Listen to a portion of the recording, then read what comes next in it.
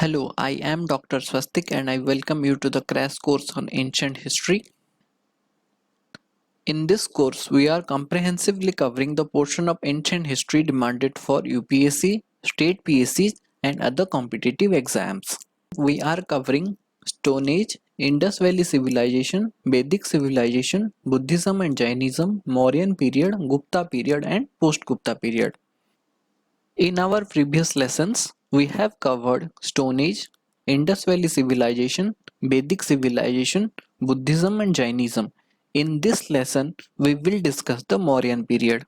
The Mauryan period is remarkable because it marks the establishment of first subcontinental empire. In this lesson, we will discuss the Mahajanapada, Chandragupta Maurya, Bindusara, Ashoka, Mauryan administration, Mauryan economy, Mauryan society, Mauryan arts, and causes of decline. So, a little bit about me. You can follow me on social media platforms. Links are below in the description. So, let's start. So, what is Mahajanapada? Mahajanapada is a large state. 16 Mahajanapadas are mentioned in Buddhist and Jain literature. From 6th century onwards, there was struggle between four Mahajanapadas for supremacy: Magadha, Koshala, Avanti, and Vatsa. Finally, Magadha emerged as victorious and became the most powerful state in ancient India. It is situated in modern Bihar. Jarasandha, descendant of Brihadratha, founded the empire in Magadha. Both are talked about in the Mahabharata. Chandragupta Maurya, with the help of his mentor Chanakya or Kautilya, dethroned the last Nanda ruler Dhanananda and occupied Pataliputra in 322 BC, the capital of Magadha. During this period, the northwestern region was ruled by the Indo-Greek rulers.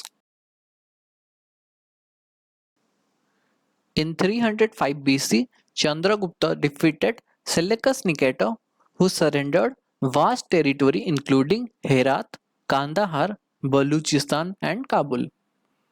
Kabul, Kandahar, Herat, and Baluchistan here. Hindu Kush, which is the westernmost point of Himalaya, became the boundary between their states. Megasthenes was a Greek ambassador sent to the court of Chandragupta by Seleucus Nicator. Chandragupta brought under control almost the whole of the present India except few places like Kalinga and extreme south. He abdicated the throne in favor of his son Bindusara and went to Karnataka with Jain monk Bhadrabahu. He had embraced Jainism and starved himself to death according to the Jain tradition at Shravanabelagola. Chandragupta Maurya was succeeded by his son Bindusara. He ruled from 297 BC to 273 BC. He conquered the land between two seas, that is, the Arabian Sea and the Bay of Bengal. After Bindusara's death in 273 BC, there was a 4-year succession conflict. After securing his position on the throne, Ashoka crowned himself in 269 BC. Under Ashoka, for the first time, the whole of the subcontinent leaving our extreme south was under imperial control. His empire covered the whole territory from Hindu Kush to Bengal. From Hindu Kush to Bengal, extended over Afghanistan, Baluchistan, the whole India with Kashmir and the valleys of Nepal. Afghanistan, Baluchistan, Kashmir and valleys of Nepal. With exception of a small area in the far south, which was inhabited by the Cholas and the Pandyas. On his 9th year, Ashoka fought the Kalinga War in 261 BC. The king was moved by the massacre in this war and therefore abandoned the policy of physical occupation. In other words, the Beri Ghosa or war drum is replaced by the Dharma Ghosha or teachings of Buddha. Ashoka retained Kalinga after his conquest and incorporated into his empire. Ashoka's death was followed by a division of Mauryan Empire into two, western and eastern. The western part came to be ruled by Kunala, son of Asoka, and eastern part by Dasaratha. The last Maurya ruler, Brihadratha, was assassinated in 185 BC by his commander-in-chief Pushyamitra Sunga, who established the Sunga dynasty. The Mauryan administration was a centralized bureaucracy of which the nucleus was the king. The king was assisted by a Mantri Parishad or council of ministers including the Yuvaraja, crown prince, Purohita or chief priest, Senapati or the commander-in-chief. Apart from Magadha, which was known as the Eastern and Central Province with its capital at Pataliputra, the Mauryan Empire was divided into four other provinces. Northwestern Province with capital at Takshila, Southern Province with capital at Suvarnagiri, Eastern Province with capital at Toshali, and Western Province with capital at Ujjain.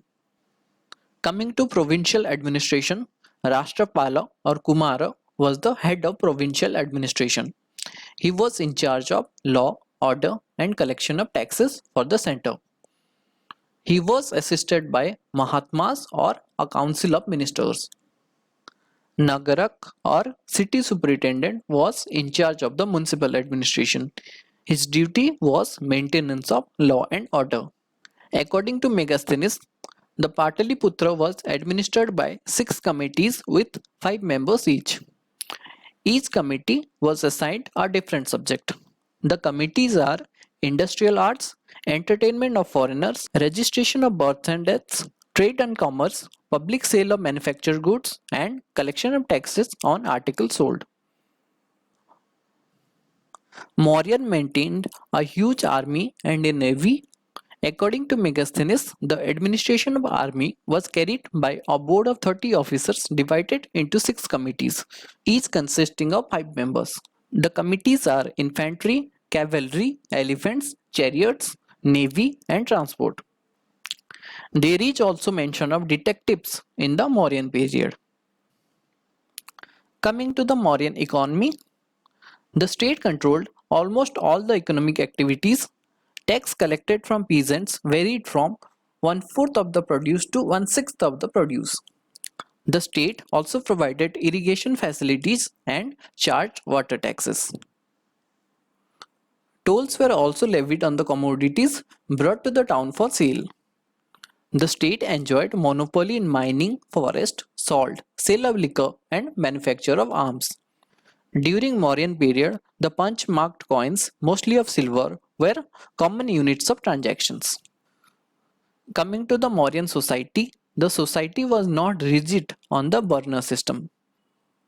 There was reduction of gap between Vaishya and Shudras. Women occupied a highest position and freedom in Mauryan society. Women are employed as personal bodyguard of king, spies, and other diverse jobs. Coming to the Mauryan art, Mauryan introduced stone masonry on large scale during Ashoka. The pillars represent the masterpieces of Mauryan sculpture. Each pillar is made up of a single piece of sandstone. Lion capital of Sarnath was adopted as the national emblem of India on 26th January 1950. A picture of lion capital is on the right hand side of your screen. Stupas were built throughout the empire to enshrine the relics of Buddha. The Mauryan Empire began to disintegrate soon after the death of Ashoka in 232 BC. Historian Romila Thapar believes highly centralized administration resulted in decline of the Mauryan Empire. Other causes are pacific policy of Ashoka, the Brahminical reaction against the anti-sacrifice attitude, pressure on Mauryan economy due to huge army and bureaucracy, neglect on the northwest frontier, partition of Mauryan Empire after Ashoka, and weak later Mauryan rulers caused decline of the Mauryan Empire. Now let's take some questions. Consider the following statements and mark the option which is incorrect. Please note incorrect. Dasaratha was the last Mauryan king. No, this is wrong. Brihadratha was the last Mauryan king who was assassinated by Pushyamitra Shunga of Shunga dynasty. Chandragupta has defeated Seleucus Nicator. Yes, true. Ashoka preached about non-violence. This is also correct. So only option 1 is incorrect. So option D is going to be the correct answer. Now next question. Consider the following with reference to disintegration and decline of the Mauryan Empire and choose the appropriate option. Brahminical revolt, Ashoka's pacifist policy, invasion from outside from the northwest, and weakness of Ashoka's successors. So all the 4 options resulted in decline of the Mauryan Empire. So option D is going to be the correct answer.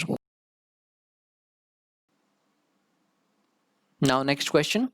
Megasthenes was an envoy of which of the following king? Seleucus, Alexander, Ashoka or Chandragupta Maurya? Megasthenes was a Greek envoy sent by Seleucus Nicator to the court of Chandragupta Maurya.